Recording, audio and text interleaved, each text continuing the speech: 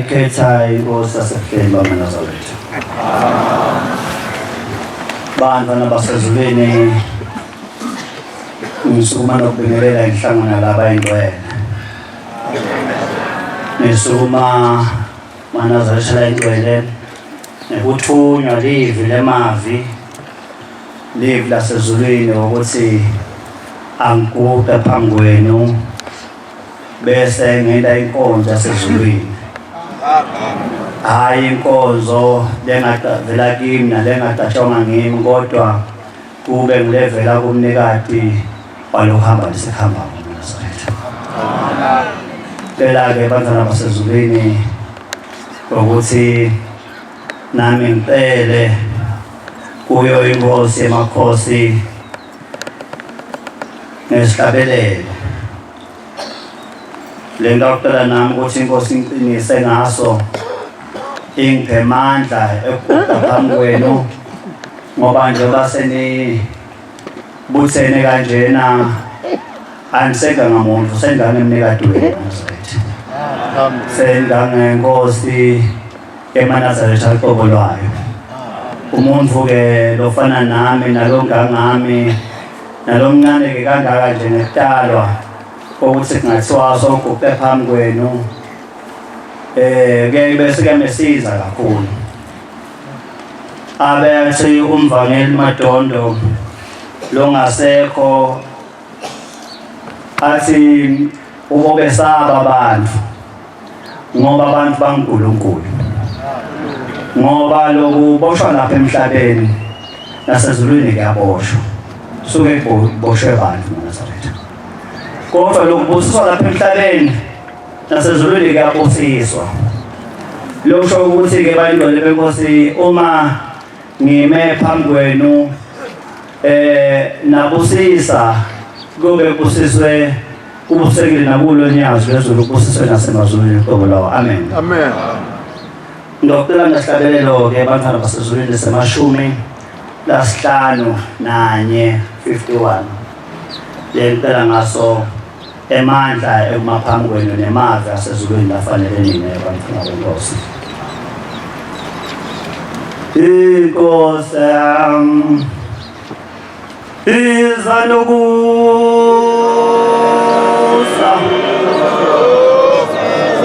ukusa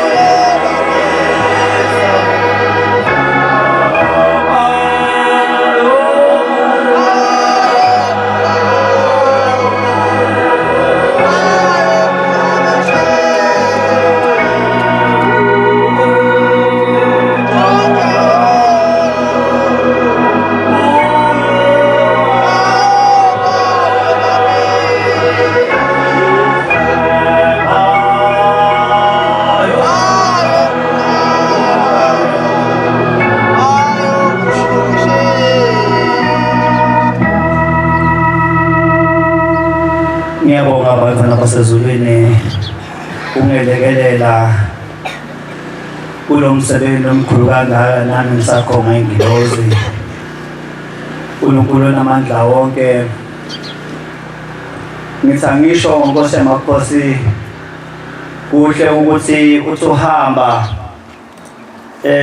noma utawuqala kudla uqale ugeze tandla kuqala Nkosi yamakhosi mhlawumbe labanye bawumangala ukuthi lapha abafunza kanjani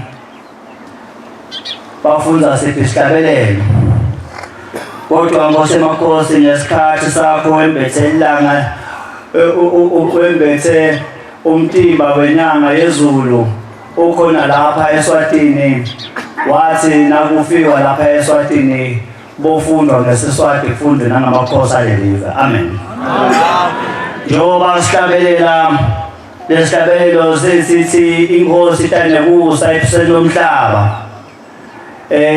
ngisithanda kakhulu lapha ekugcineni nasithi bonke abaleleyo othulini lomhlaba uJehova uyobavusa bonke bavuka ngokusheshsha njengamanje ke bavukile sinabo nala makhosi lebesiwabita lalapha ngesheya bethu insaba lesibonako emakhosi alelive laKangwane nawo namhlanje navukile nathi ngoba ithi lokuhlabela sicela ukuhlabela manje Nkosi utanekusa noma ngabe bekumnyama kulelive laKangwane kodwa ngoba sofike solethe ekhaya ufike ekhaya sekusile la bekumnyama khona kodwa nyalo sekusile ngoba sofikile Nkosi yamakhosi sibonga Nyazezulu ukulikhumbula live lakithi eSwatini eMthanzaneni lokungaka lelisuka kubo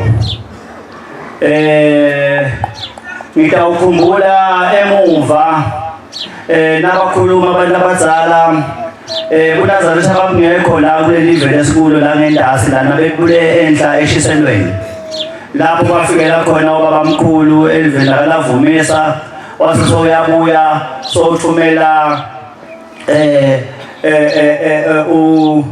umshumeli wakhe Ntombela wabalela lasenselelweni lapho kuNazaretha baba khona uvutha kucisha baye wafika lapho kusacishe khona bonke kwathi sekufuneka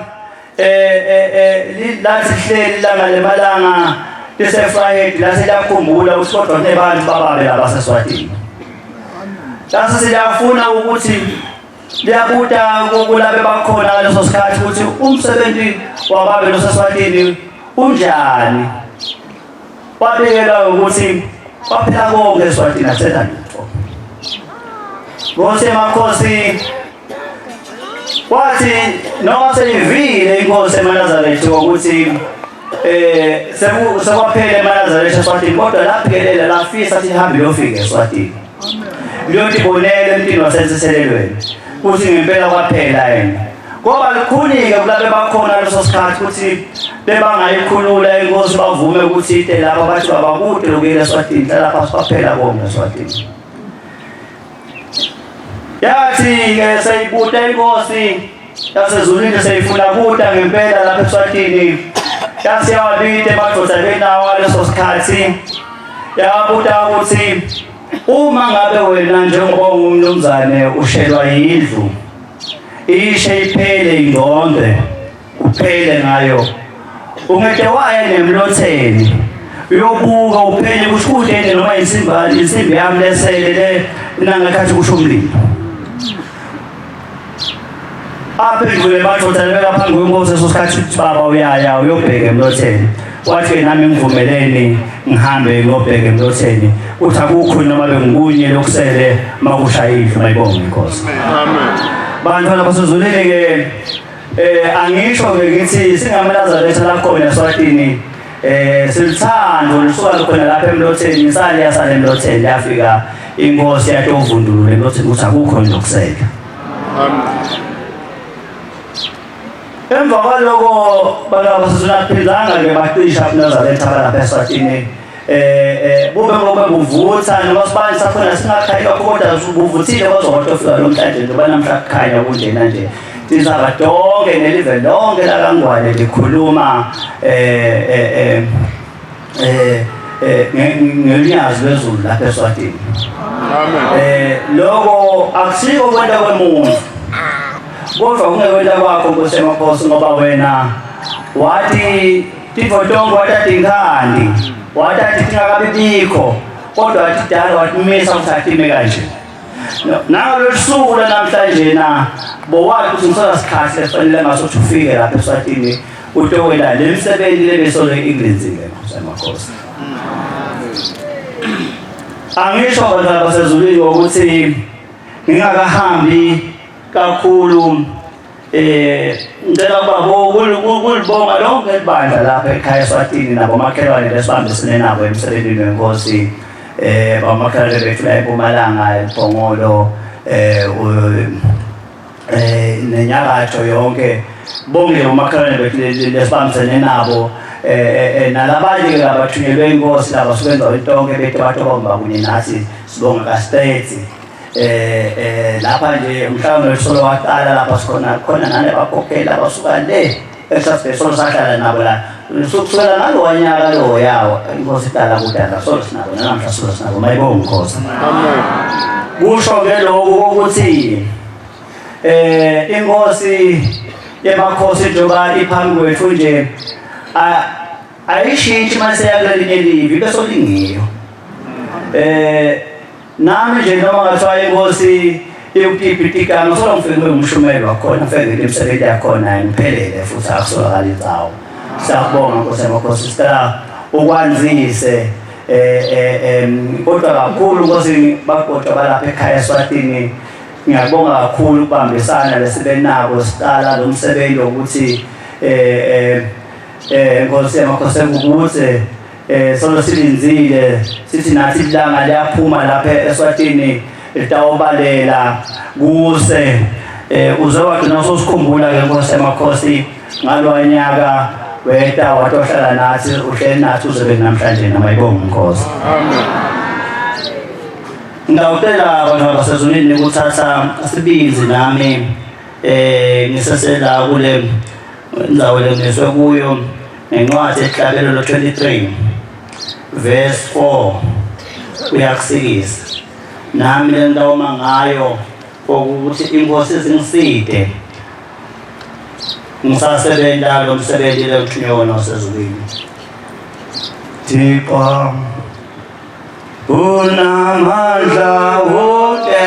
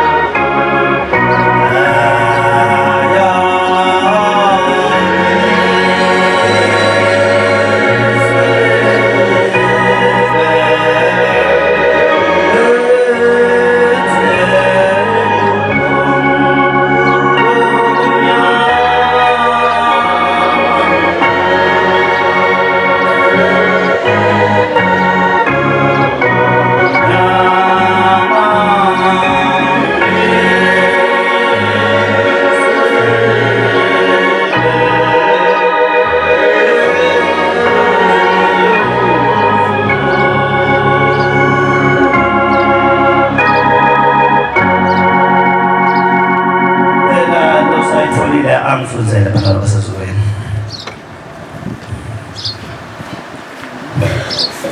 Lo sayitholile angifuzele.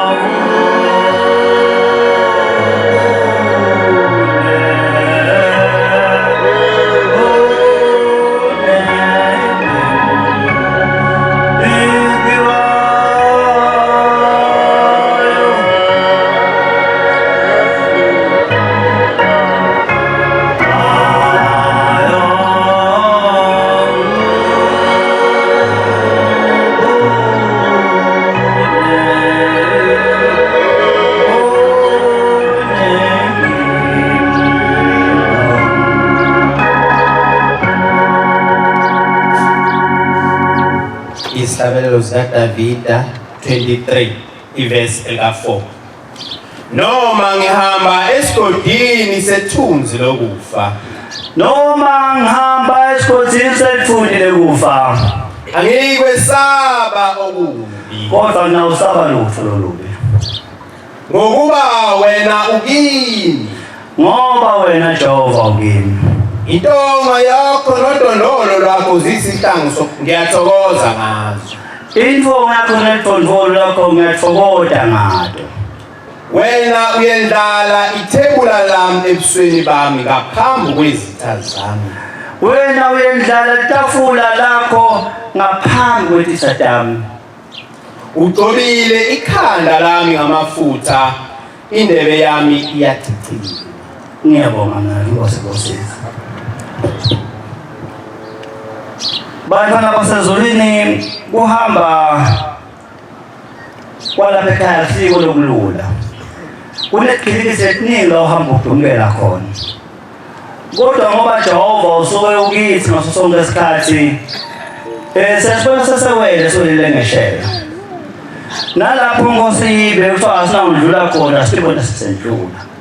Sicela namanje Nkosi usendlulise, usiphe emandla ekumela umsebenzi wakho ngaso sonke isikhathi, nangokweqiniso lakho, nangokwena umsebenzi wakho Nkosi ngokwethembeka kuwe Nkosi yamakhosi. Ngoba akunasithanga lutho ukuthi senze umsebenzi wakho Nkosi, kodwa sifune kwethembeka kubangani bethu nekubuka abangani bethu, ngoba levumo lwethu litawugcina nemvuzo uvela kubo. Kodwa masenza umsebenzi wethu, umsebenzi wakho Nkosi ngokwethembeka kuwe nangekubuka nguwe ekujuleni kwethu inhlithiyo yethu Nkosi, umvuzo wethu uvela kuwe ngaso sonke isikhathi. uNkulunkulu onamandla wonke, sicela Baba ukuthi usikhumbule ngoba bese ngazi ukuthi mhlawumbe lapha eSwatini eManazaretha sakhona akekho yini elinyazini, ngoba bese sisithi isikhathi inkosi ingedi lapha eSwatini. Sibahle siyazama inkosi ingedeta lapha eSwatini, kodwa wazwagcina usikhumbula Nkosi yamakhosi. Ngikhumbula ngetikhathi letimatima Nkosi yamakhosi ngingafisanga ukukhuluma ngato, kodwa nje ngendlula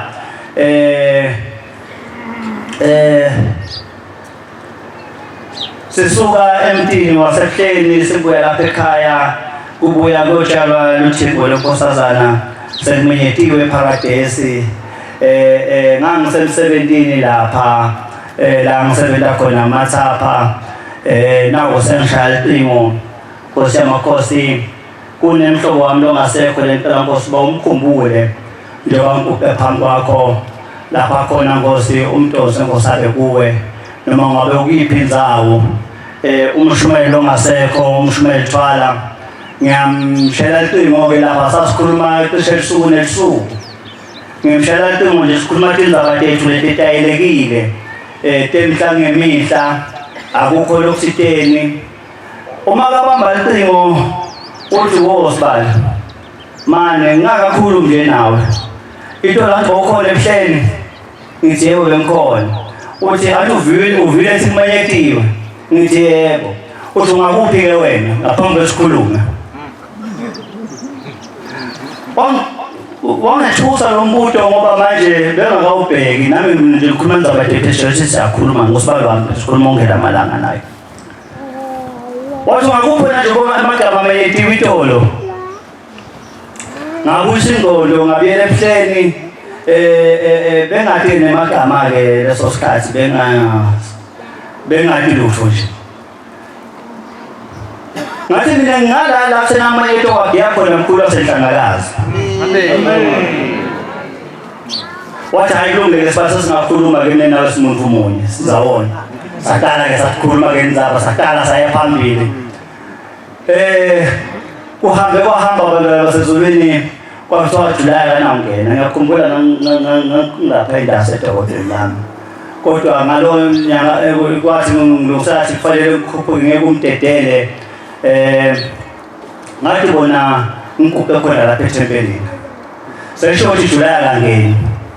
kodwa ngiyawenzana kumtetelo kwasesho July kangena ngathi bona ngikuqe khona lapha ethempelini ngathi ngangikuqe ngibheke khona le Mpumalanga njengoba ngikuqile nje ngabona inkosi ithingwe lenkosazana imela ime kodwa ize yoshaya etule esibhakabhakeni lokuma kwayo yayime ngathi ilandzela lokwehla kwesibhakabhaka ihamba nesibhakabhaka kanje izishaya etule esibhakabhakeni ngayibona ituke lethu umhlaba nje bayengibheke eMpumalanga yaphumeta yaqala ngapha eningizimu yabheka leni yabuya tohlangana ithe mayifika ngala nashintsha yaba inkosi inyazwezulu yabuya tohlangana la besuke khona ngabona ukuthi July ukhona abantu abasezulwini le nkosi lena lekhona lemenyetelo enyazwezulu ngiyo lefanele siyilandzele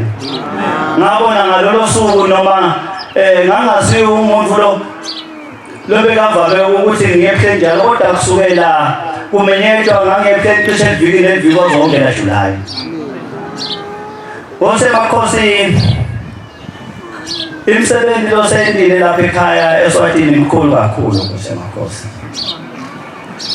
asathi ukuthi singabonga sithina nami bantwana basezulwini angathi ukuthi nangicala ngibonga mhlawumbe ngake ngihlehle nje ngibile emuva elishingweni lenkosazana lokuqala umntana angathi liqala umntana eSwatini manje maligcina nje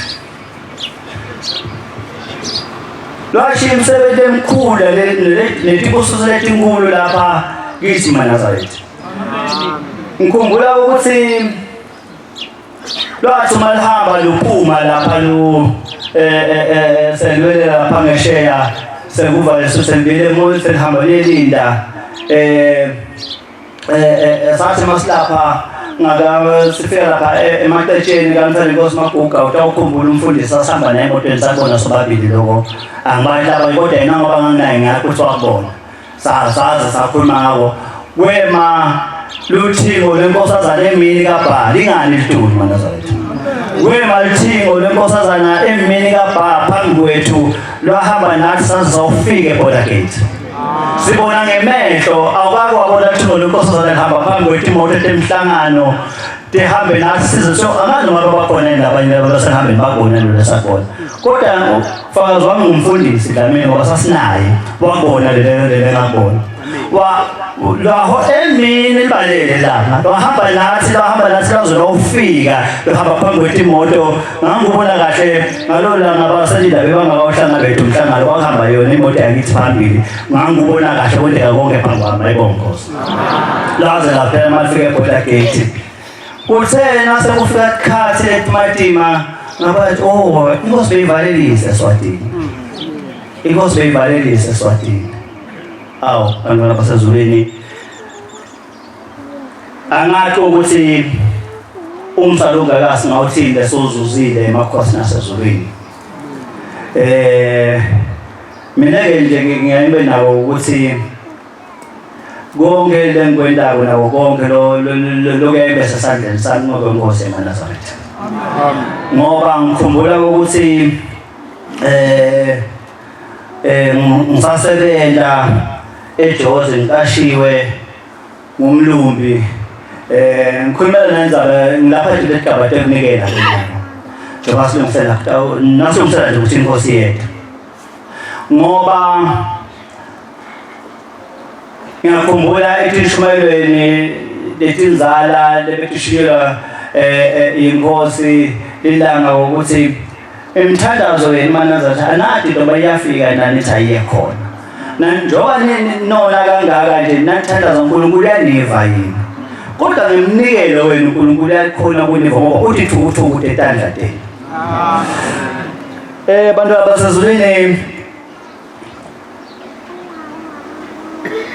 ngathi ngomnyaka wa 2005 ngangisethuthukeni ngoba ngangisasebenza eJozi kwafika kwamenyetelwa ukuthi kunikelelwa imoto yenkosi Luthingo lenkosazana sonke siyayikhumbula i-Range Rover le grey. Bathi wamnikelelwa imoto yenkosi kuthiwa lenkosazana kwathiwa inhlahla ukuthi yonke yawunikela 50 emalangeni. Bojamengweni banikele 20 emalangeni. Ngangikhona-ke Thuthukeni ngalelo sabatha lelo ngalowo mhlangano lo ngawunikela lo mnikelo. Phinde futhi ngaba nenhlanhla ukuthi ngehle ngoJulayi nakhona phinde futhi wamenyethwa lo mnikelo. Lo wemoto yenkosi naphinde futhi ngawukhipha lo mnikelo kanti solo nguye lo 50 emalangeni. Ngawukhipha nakhona phinde futhi ngabe phinde ngaba nenhlanhla kumenywa eKenani inhlangakazi nakhona phinde futhi ngiyakhumbula ukuthi waphunywa enkonzweni yasekuseni wamenyeka lo mnikelo wathiwa nyalo seyifinali-ke le moto itawethulwa eGospel. Nakhona ngawukhipha lo mnikelo ngangabathi nekaze ngawukhipha aqhubeka ngawukhipha njengasemhleni. Wathi kuphuma inkonzo yesabatha Manazareth layindwele nakufanele kodliwa sabatha lasekuseni ngangihleli etsheni lapha eTule Ndzabeni ngihleli ngibhekelene eMpumalanga angihleli ngedvana ngeva ukuthi angikhulume ngedva nje njengehlanye ngakhuluma ngaphimisela ngathi ngihawu imoto yenkosi senginikele kathathu short imoto tamsedini zathu mos ngisho umuntu esho yinye imoto nala sebenza khona ngihola 2400 makuphele inyanga usuke sengiboleka imali ephela inyanga baba ngiphinde ngihole Neo balwele. Amen. January 2006 angithi ngisho kahle. Ngithi hawo imoto engosenginikela kathathu. Shone imoto tamsedini zathu mos. Ngikubeke khambe insuku ngisengabiyele emsebenzini wafuna ukukhuluma ngelimi wathi wena ngibonise usibone nje indoda lelungile. Sifuna nje ukuthina ukhona amathuba lavelako simnikede sipromote usukela. Habathi. Nangithi ngihambe malanga bese ngiyeva ngebhokothi emuhle wathi wo bafuna ukungisa eCampton Park bashitshele umanager baboshelo lo mlumbe bekasebenza khona manje ufuna ukuyongena mina. Manje ngibuke amabhuku ekusebenza lapho kwathi lonke betendlule behle nami ihhovisi benkulo yonke into leyincwadi bengekho into ema-email emfihlo namhlanje yonke into beyiphamba ngephepha ngefax kokondlula amehlo nami bengathi konke ukuthi kwentekani ukuthi tonke amabranch bekakhona eSouth Africa bengibona. Ngase ngabona ukuthi basesekhunda bafelile sokuthi leNdiya lelimnyama lisenza kwenye amabhunu alemukele kodwa lamabhunu akhona ayaphumelela. Athi hayi ngeke ngisebenzelana mina ngifuna ukuhamba ngeSwatini. Ase ngiyambuza umlungu nakathi hawu kambe ukhona into ofuna Coastal High eSwatini wathi kude.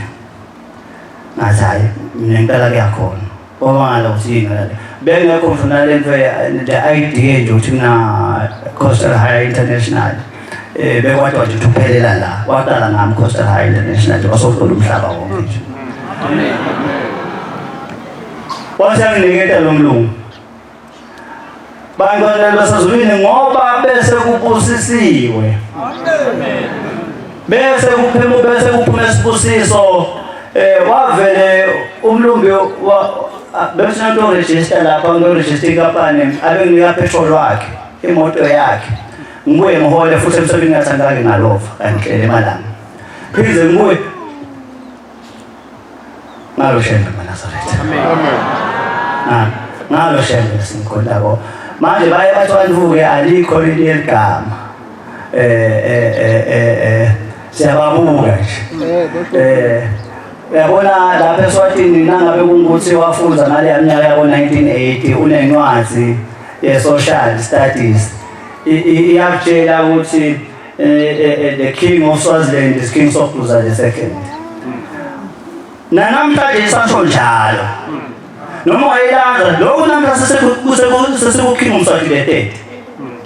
Nyawe nje wathi uMswati wesithathu kodwa le ncwadi sokusathi imbali King sofuza lesecond oba wayefunza lesasikhathi yabhalwa lesasikhathi solisho njalo namhlanje kukhona igama lelisha maNazaretha leli esiphila ngalo leli sisizisako leli lothi nawuya kulo lapha nawuya kuyo inkosi ufike ngaleli gama ucele lokucelako bese esho ncathi kusisi ayimemeli nakakhulu kodwa kwenteka simangaliso ngathi ngafika emsebentini kulawo malanga lawo wathi noma umuntu ungasathi uyajika kufanele ngihambise ngibahambise airport ngalo langa lelo ngihambise umkakhe kuqala wathi hayi lenzaba lena esayithethe endleleni bebayeshayina wathi lo 16 hours sendizeni sawuyiphelile lenzaba ngithi uthena kabuya vele nguye bekangigijimisa nje wena nawungahlakaniphi usebenzela nempilo yakho yonke wabuya-ke ngathi ngaze ngafika ngathi usebenza lapha ekhaya ngathi kwathi ngaMay 2006 nganginemoto yami le nshalisha lowo nyaka lo kusuka January May 2006 nganginemoto yami le nshalisha bayibonga inkosi kwathi ngathi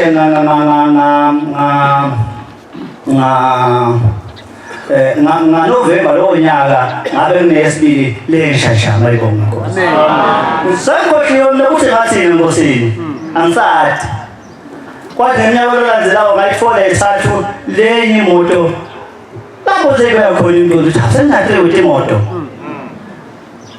hawo yasabuya ingodo kodwa ngakhuluma kanje nesabeni enhlanakazi angigijime ngobonga ngisamukela isibusiso singabe sangiphunyuka bantu abasezulwini inkosi ukuthi ngalokukhuluma lokhu unikela phambi kwaNkulunkulu nokunikela ngenhliziyo lejulile futhi ungafuni ukuthi ubonge lo seceleni kwakho ngoba wabonga lo wafuna ukubonga lo seceleni kwakho umvuzo wakho ngeke uthole kuye lo muntu loyo ungawutholi phambi kaShembe konke nje lesiletha konjoba inkosi iphambi kwethu semkhathini wethu lapha eSwatini asikulethe ngwethinhliziyo lithiphume kuye ngoba manje inhliziyo lethu sikhulume bangani bethu nothi sisekela abangani bethu sithi sinikele sisazuza isibusiso ngoba manje umvuzo wethu kulabantu esikhulume kubo uma nje umsebenze kangaka mina angangaphumelela lo ngelene ukuthi bongafuni nikuba abangani bakho ifundo lakho livele kubona imvuzo wakho vele kubona manje baphambisile nje wavuzwa nje uzafuna nguphi imvuzo abana basibhekise kuyo inkosi emakhosi ngoba akukho lokunye longabeksesi kusisi lapha ngicela nokuthi asitamenda benkosi nosikhathi sonke ngicela lo ngiphinqathe eMahebhere ngesahluko se12 12 iverse 14 na 15 lokungilona lesi dawubuka ngalo simenyiwe thina sonke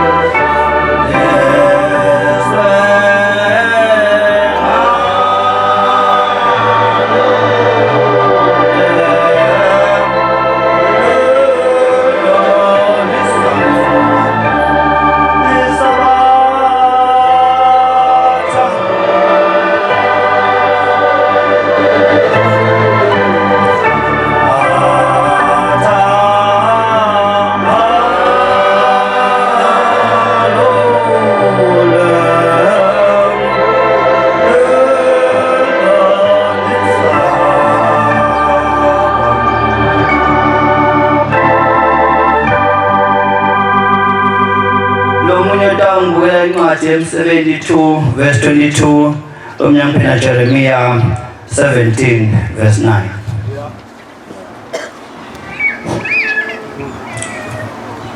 Hebrew 12 ivesi ka-14.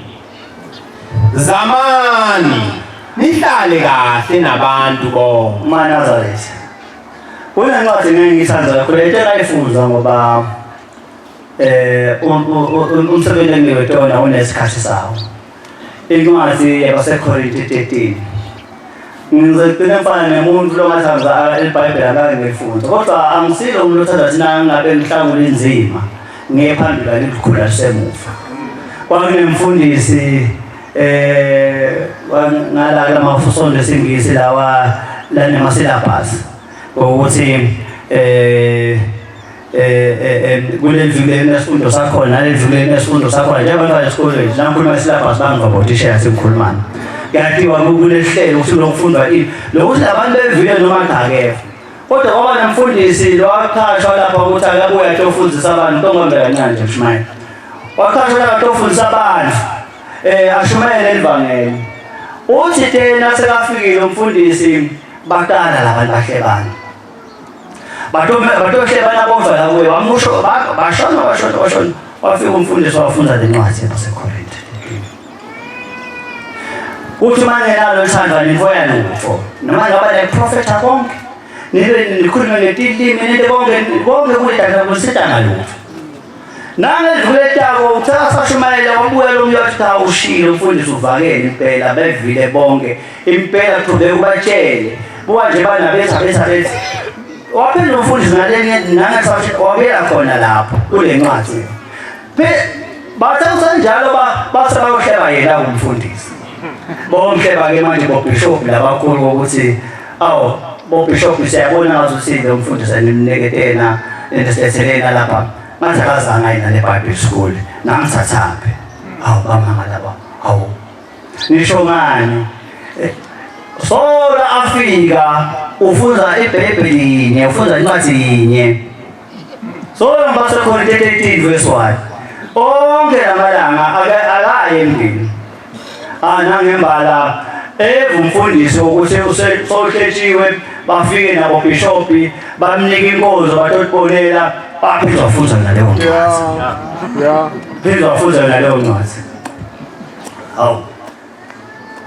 base bambitele eceleni babishophi vele sababonile sabanefakazi nempela kwentile lo bambitele eceleni manje wena ngoba ufundzisa lo ukhuluma le ncwadi na bazwane babikile ukuthi wena ushumela incwadi yinye sonke lesikhathi uyofika nina la sikubekele emsebenzini obekele wona waphendula umfundisi wathi mina njengoba ningithumele lapha ningithumela ukuthi ngiyoshumela abantu ukuthi baphenduke bayezwe kulokhu leseqale ngako ukukushumela basengaphenduki kuko ngitawendlula ngawuqhubeka nesigaba sesibili sebalungile kulokhu kokuqala lefanele bashumete kuko njengoba ngishumele sabathanzane basazondana kanjena kwathi qhubeka ngephambili usafuna ngiqhubeke ngishumele ithando kulabantu ababathanzana Matthew 22 ukhona uphethe Matthew 22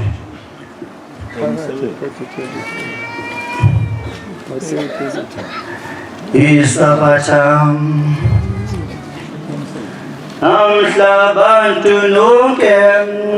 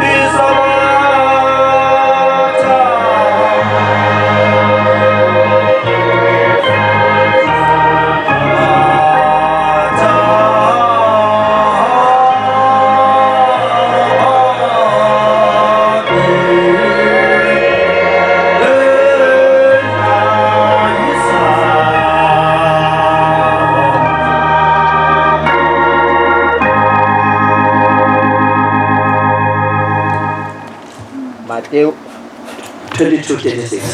Mateyu 22:36. Mfundisi, imuphi umyalo omkhulu emthethweni na? Kuthi abantu labantu ababhali nebafarisi beta enkosini batombuta lo msebenzi ukuthi muphi umthetho omkhulu emthethweni na? uJesu wathi kuye, Wathi waphendula uthi kubo, wothanda inkosi uThixo wakho utawuthanda inkosi Thixo wakho ngenhliziyo yakho ngenhliziyo yakho nangemphefumulo nangemphefumulo wakho. Siyakwenza yini bantwana? Siyakwenza yini? Khona lento bathi labafundi bathi lip service ukuthi ngisho nje laphambi kwakho kodwa nje angikusho lokho. Lengekhathi enhlitweni yami lo moya wangawusho njalo. Bathi abafundi lip service leyo ngiyakukhohlisa nje. Kodwa uthi umthetho omkhulu yini nanto liphindze nefu. Mfundisi. Umuphi umyalo omkhulu emthethweni na? uJesu wathi kuye, wothanda inkosi uThixo wakho Yebo. ngenhliziyo yonke yakho Yebo. nangomphefumulo wonke wakho Yebo. nangokuqonda konke kwakho. Akani masayawenda yini. Qhubeka nathi ngilokugcina ngendazi. Lona le khona lapho. 38. Ilo umyalo wokuqala nomkhulu. Uthi ngiyo ke lo uthi uthanda inkosi ngenhliziyo yakho yonke nangawo wonke umphefumulo wakho nangawo konke ukuconza kwakho nangawo yonke ingqondo yakho ngona umyalo lo wokuqala lomkhulu. Nowesibili ufana nawo wokuthi Nanje wesibili ufana nawo ukuthi wothanda owakhelene naye njengalokhu uzithanda wena. Uyothanda lwakhe inkinga ke lena.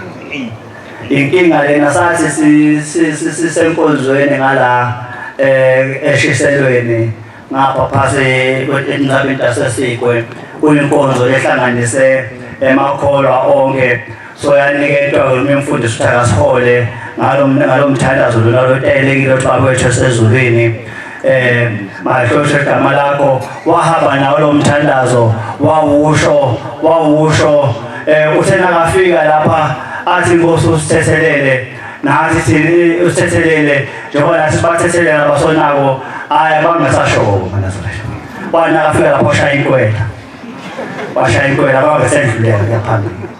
Kodwa ngiyamthanda lofana naye ngoba bekade ukuthi uphambi kwaNkulunkulu. Akakhulumi njengelo mangathi uthini. Uyakulela ngisho kona bingasiko enhlitweni yami yamakalela phambi kwaJehova.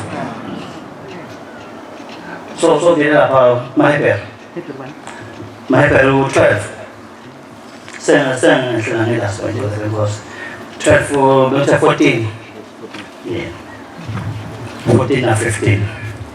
Zamani nibane kahle nabantu bonke. Zamani mana zathathi sihlale kahle nabantu bonke. Asizameni mana zathathi sihlale kahle sihlale kahle sonke. Uma bebikho lona lokubi lo munye, uma bebikho futhi nobani siqhubekiswa kulo munye. Ngoba inhlitiyo yemuntu yathiwa mshembe kuphela. Nguye kuphela wathi kusenza inhlitiyo yemuntu. Ngakho ke silele nabe ukuthi sikhometa sami uzamani ngoba ngeke sikhole kumsiza senkukule futhi. Nibe nobungcwele. Zamani inhlale kahle abantu bonke nibe nebungcwele. Angeke ibone inkosi noyedwa ongenabo. Inkosi ngabo noma bengumunye longenabo ubungcwele. Nibhekisise ukuba kungabikho ongayizuziyo umsa kaThixo. Amen. Ngiyabonga mfowethu Nkosi. So mfundile Jeremiah 17:9. Ngibona nemsebenzi 2. Hlala phansi manje abantu sezulwini. Isikhathi sami elengekwe sona sasezulwini sithi manje angisale ngideda lenkundla. Thuleka. Inhliziyo iyakhohlisa kunakho konke. Uyabona uma uke walalela inhlitiyo. Utathamisa sokwenza ekhasi kalasha. ngoba noma ngathiwa kubulawa umuntu lenhlitiyo yakho ivumele ukuthi kubulawa umuntu nawe udakhanda usekhathi inhlitiyo yakhohlisa lezinto zonke yonakele kakhulu ubani ongayadi ubani ongayazi yonakele kakhulu ubani ongayadi mina Jehova ngihlola izinhliziyo uthi-ke ngade leshumayela iyashunyelwa nalapha ekhaya ikhulunywa langa lemalanga ukuthi mina ngipha umuntu ngake kwenta kwakhe ukhona lo wabona sibonakaliso abona babamkhulu sekusentabeni sekubuye sekuphelile uvalo womhlangano wase ubona bantu bonke beda phambi kwenkosi emabhodo lamakhulu abekiwe ukuthi kudliwe kudla kwasezulwini sale bonke abantu bamukela tipo sisona bofika nade emakhaya sebayalishaya idelezi nje basalishaya nje sonke emavalo omhlangano sesothatha tipo sisawusala nato inkosi yasiyaqala yaphakela ithona labanye yaphakela iphakele ithele kakhulu ize iphinde bangazi ukuthi kuyamesenza nalo lethelayo phinde nalomunye kanjalo lomunye ulandzelako ithelela kancane lomunye sikade into athamthelele ngamthelele uyabuta-ke lona enkosini kubhombela sitimela samakholi ukuthi kuyini lokhu lengibona ukwela baba uthi mine ngipha umuntu kangangemsebenzi wakhe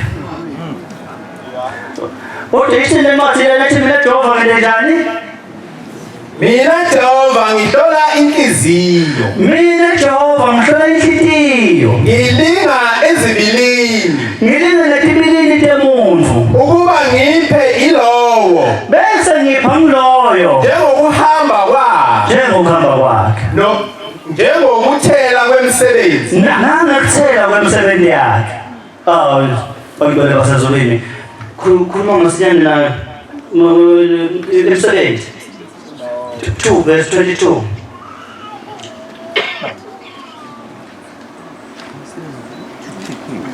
2 verse 22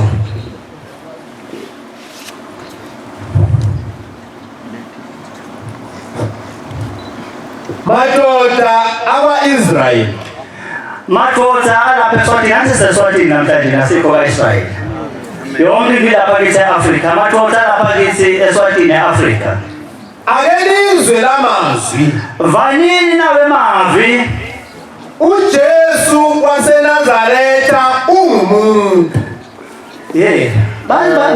bathina Jesu yini uJesu waseNazaretha umuntu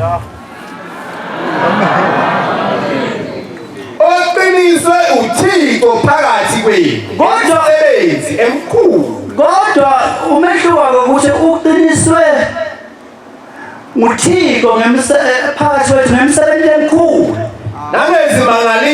nangezimangaliso nake sibabata hoteli yaZezulu lunyazi lumuntu kodwa luqiniswe uNkulunkulu emkhasiseni wethu akake xa inkosi ehlezulwini yabantu ebantwini yekela thina ebonize njengoba bathi abantu thina sikhonda umuntu kodwa yebo umuntu kodwa uqiniswe uNkulunkulu emkhasiseni wethu ngowasezulwini akavela ngoba uthiwa yehle ezulwini yaba ngumuntu ebantwini masuthi incwadi yaMateyu lesike sayifunda 10:31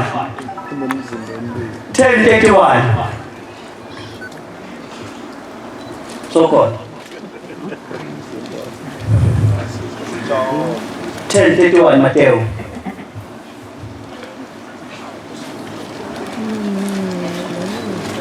sekude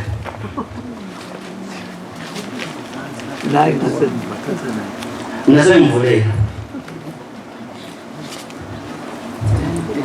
10:31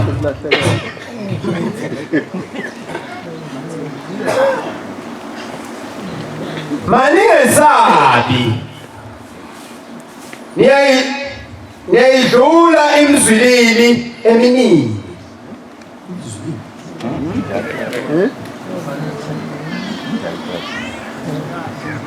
lowo ongivuma phambi kwabantu yebo nami ngiyakumvuma phambi kukaBaba osezulwini iphelile incwadi njengoba silivuma lunyazi lwezulu lapha naphambili ezulwini nalo luyosivuma ukuthi laba bami bantwana basezulwini.